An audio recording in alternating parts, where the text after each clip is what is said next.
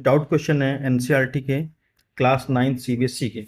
Exercise है third हमारी 11.3। Right triangle, question number 7 है ये। Right triangle ABC with side 5, 12 and 13 is revolved about the side 12 centimetre. Find the volume of the solid so obtained. ध्यान से समझना इसमें क्या कहा गया है। एक राइट एंगल ट्राइंगल है, ठीक है। कैसा ट्राइंगल है? Right angle triangle.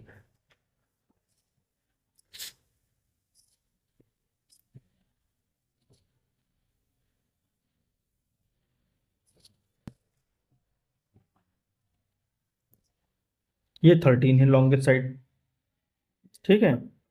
ये 12 है और ये 5 है। This is the right angle triangle, ठीक। इसको रिवॉल्व किया जाता है, रिवॉल्व मतलब घुमाया जाता है गोल गोल, ठीक है।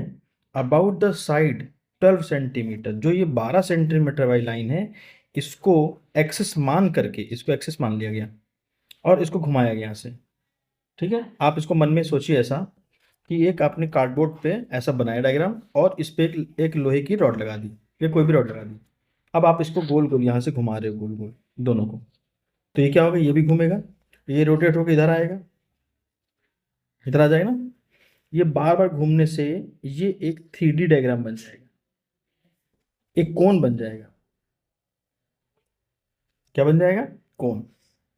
क्लियर?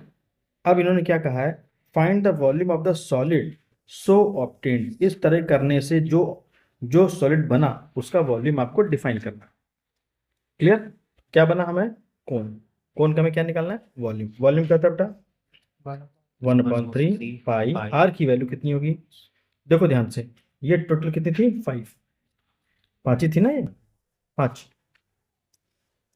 5, ठीक है। ये कौन है? आर स्क्वायर, आर यही हो गया। और हाइट कितनी होगी ये? और एच की वैल्यू कितनी होगी? चल, इसको आप सॉल्व कर लेंगे आंसर, ये आपको खुद करना भी, कॉपी में करिएगा। नेक्स्ट क्वेश्चन पे आते हैं। In the triangle A B C in question number 7। अब ए बी सी कौन सा है ये नहीं पता इन्होंने कहीं। Right triangle A B C, अब देखो ए बी सी लेना पड़ेगा ना। 5, 12, 13 A B C, right triangle A B C. In the triangle ABC in the question number 7 above is revolved about the 5 centimetre.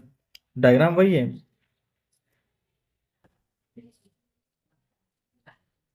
अब इसको 5 सेंटीमीटर वाली साइड के अलॉन्ग रिवॉल्व करते हैं, ये 5 के अलॉन्ग।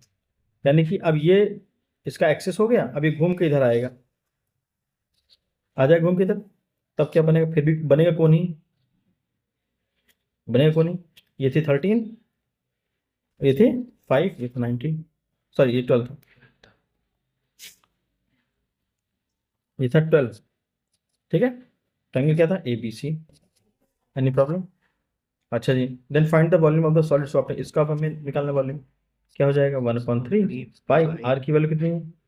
12। अब की आर ये हो गया, रेडियस ये हो गया, और एच की वैल्यू कितनी हो गई?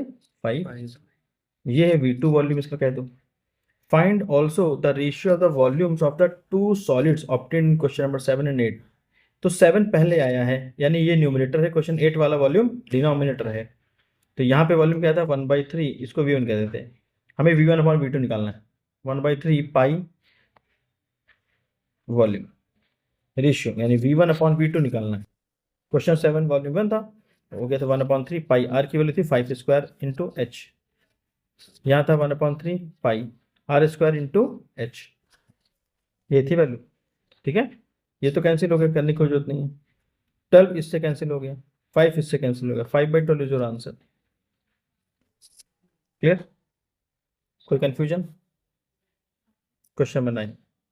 A heap of wheat, heap का मतलब ढेर, ऐसा गेहूं का ढेर, ठीक है।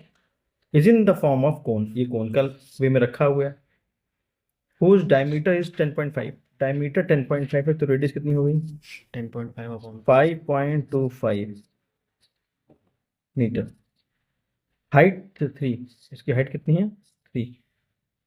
Find its volume. वॉल्यूम के लिए क्या चाहिए? आर और एच। वॉल्यूम क्या होगा? 1/3 पाई। आर की वैल्यू 5.25, एच की value 3। The heap is to be covered by a canvas to protect it from rain, find the area of the canvas required. इसको हमें एक कैनवस से कवर करना है। कितना कैनवस लगेगा? जितना इसका कर्व सरफेस एरिया होगा, ये ऊपर वाला कर्व सरफेस है, ठीक है। अब इसका सी एस से निकाल लेते हैं। सी एस से निकालने तो एल चाहिए होगा, क्योंकि सी एस से का फॉर्मूला क्या होता है भाई? पाई आर एल होता है। पाई पता है, आर पता है, एल नहीं पता है। एल कैसे निकालेंगे? By using the Pythagoras theorem. ठीक है, चलिए इसको क्वेश्चन करके दिखाई जल्दी से। 3 और 5.25 का।